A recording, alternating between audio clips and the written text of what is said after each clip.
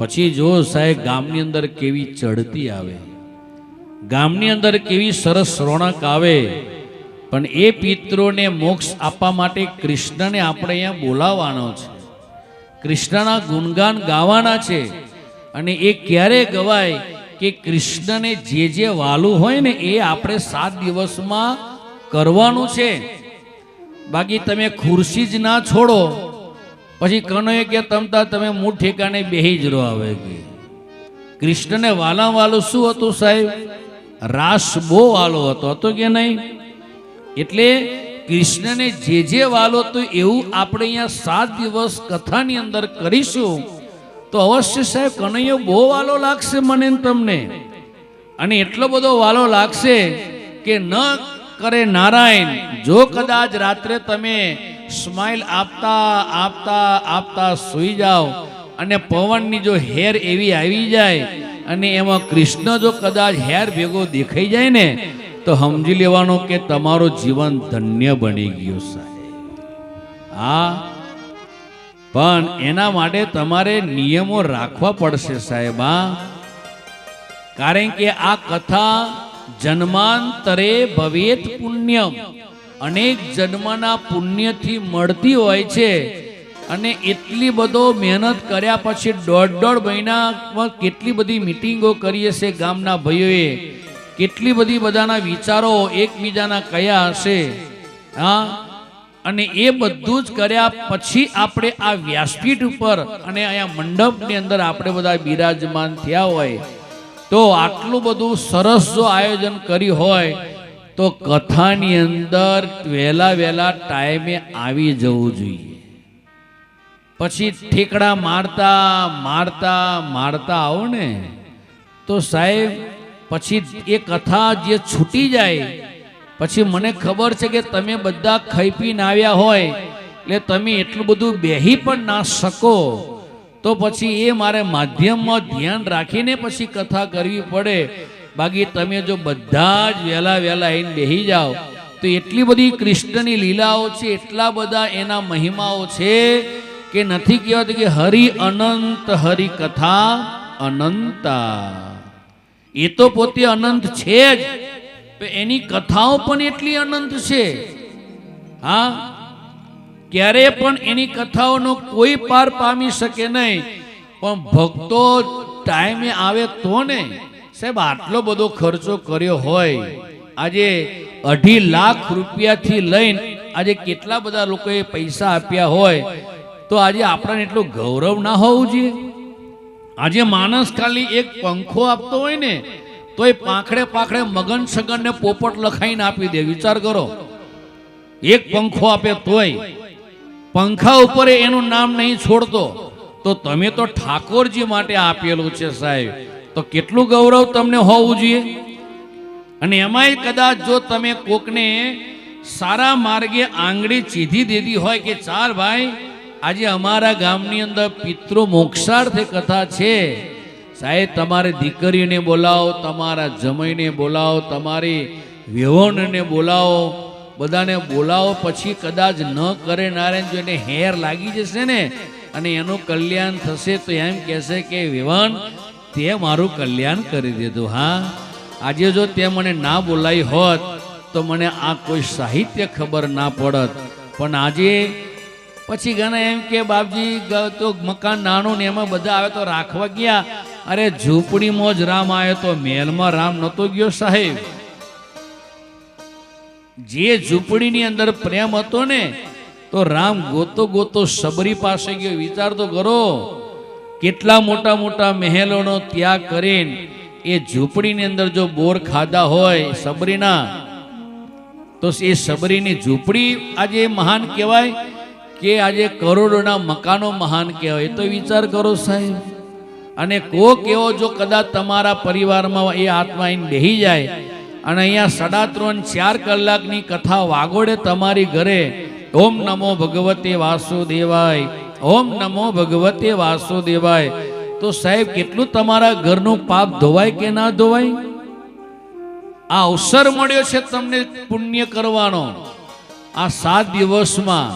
અને એમાં જો આંગળી ચીધી નાખો ને તો સાહેબ કર્ણ જેવા કર્ણની આંગળી જેને સદમાર્ગ બતાવતી હોય, તો આજે મારીને તમારી આ મૃત્યુની ધરતી પર એ આંગળી જો હારા માર્ગે ચીધી જશે ને, તો સાહેબ આ મનુષ્ય જીવન મારું તમારું સાર્થક થઈ જશે.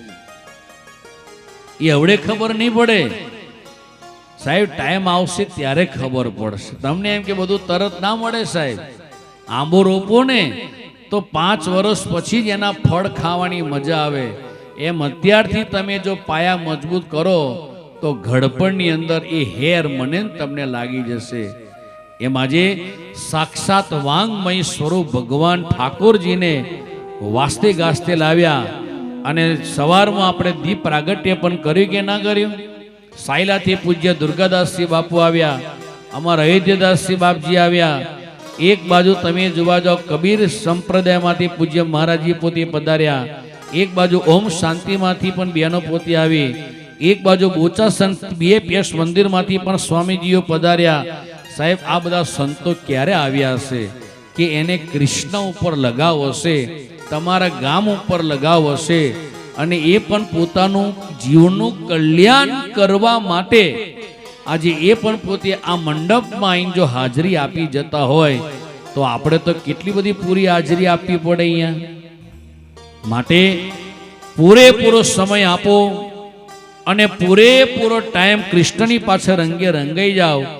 હવે 7 દિવસ સાહેબ પૂરા થઈ જશે. હા, તમે વિચારો કેટલા વર્ષો ચાલી ગયા, એમ આ 7 દિવસ ક્યારે ચાલ્યા જશે કઈ ખબર પડશે ખરી? હવે ઝપાટા બંધ સાહેબ 7મી તારીખ આવશે અને રાતના 12 વાગે કથા વિરામ લઈ લેશે. પછી તમે કે હું રહી ગઈ હતી, પણ તારા નસીબમાં જ નતું ભાઈ. તારા નસીબમાં કનૈયાએ પ્રેરણા નથી કરી. બાકી એને તો બહુ ઈચ્છા હતી કે આવીને બેહી એકવાર જાય ને પછી મારે એનું જોવાનું છે. તમે એકવાર મંદિરમાં આવીને બેહી જાઓ, કારણ કે આ કથાની જે જગ્યા છે ને એ જગ્યા નથી, અત્યારે મારા કૃષ્ણનો આખું ભવ્ય ને દિવ્ય આ મંદિર છે સાહેબ, 7 દિવસ માટે. અને આ કથા મંદિરની અંદર એકવાર તમે આવી જાઓ, પછી જો કનૈયો તમારો વાળ વાંકો થવા દેતો તો સાહેબ આ લજ્જાઈ જાય વ્યક્તિ, કનૈયો નારાજ થઈ જાય.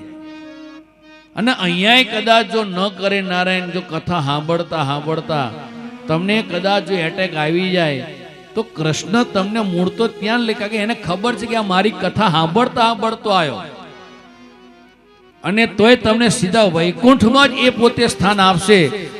બીજી ત્રીજી ઠેકાણે જઈને આપણે મરવું એની કરતા કૃષ્ણના દરબારમાં જઈને ના મરીએ સાહેબ. આપણે બધા ભગવાનને એમ ના કહીએ કે જીવ નીકળે તારે હયાત એમ નીકળી જાય. કુંતા માતાએ આ જ વસ્તુ માંગેલી હતી, ભાગવતમાં આવશે. હા, ભગવાને કહ્યું હતું કે ફોઈબા તારે શું જોઈએ છે માગી લે.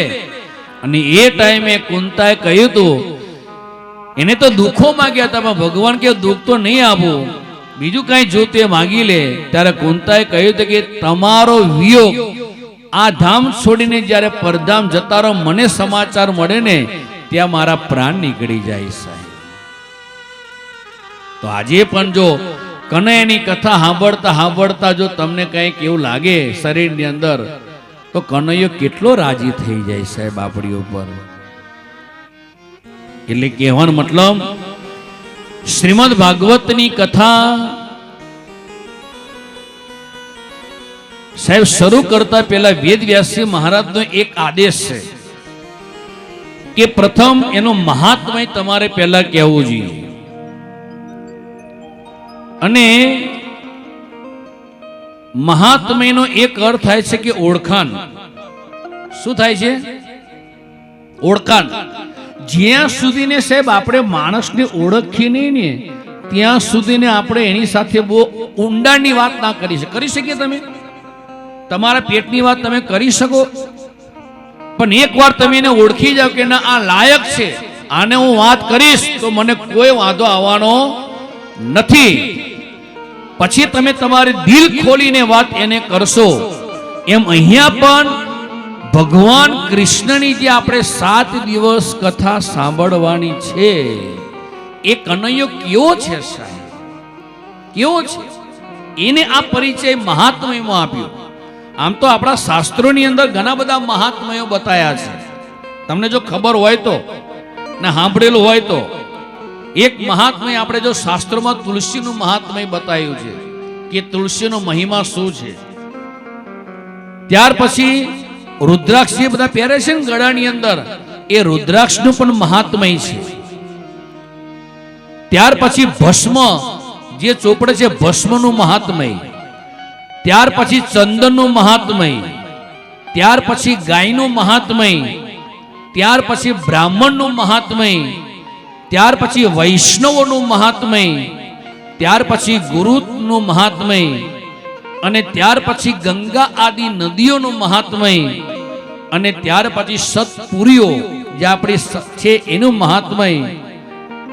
અને ત્યાર પછી આપણા ભારત દેશનું પણ મહાત્મય છે સાહેબ. આ જે દેશમાં આપણે રહીએ છીએ ને, એ દેશનો મહાત્મય બહુ દુર્લભ છે. એક દિવસ ભાગવતની અંદર 5મા સ્કંધની અંદર આ વાત કરેલી છે. અને એ બધા દેવતાઓ ભેગા થઈને ભગવાન પાસે ગયા અને ભગવાનને કહ્યું કે ભગવાન, અમને પણ ભારતની ધરતી ઉપર જન્મ આપો ને, અમારે પણ ભારતની ધરતી ઉપર રહેવું છે. કારણ કે તમે જ્યારે જ્યારે અવતારો બધા લીધા છે, 23 અવતારો, એ બધી જ ભારતની ધરતી ઉપર લીધા. 4 ધામ એ પણ ભારતની ધરતી ઉપર છે. 51 શક્તિપીઠો પણ અહીંયા છે. 12 જ્યોતિર્લિંગ પણ ભારતની ધરતી ઉપર છે. તમામ નદીઓ જે મારું તમારું કલ્યાણ કરે છે, પાપો ધોવે છે, એ પણ ભારતની ધરતી ઉપર છે. જે સંતો થઈ ગયા એ પણ ભારતની ધરતી ઉપર થઈ ગયા. જે સતીઓ થઈ ગઈ એ પણ ભારતની ધરતી ઉપર થઈ ગઈ. અને જ્યાં જ્યાં રોટલાનો મોટો મહિમા છે, એ મહિમા પણ ભારતની ધરતી ઉપર જ છે.